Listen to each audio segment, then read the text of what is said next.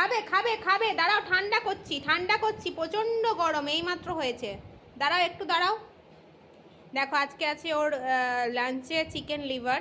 তো ও তো চিকেনের গন্ধ পেয়ে একদম পাগল হয়ে গেছে। আজকে স্নানও করেছে, দেখো লোমগুলো খুব সুন্দর, আঁচড়ানোটা হয়নি, লোমগুলো খুব ফুলে ফুলে আছে শ্যাম্পু করার পর।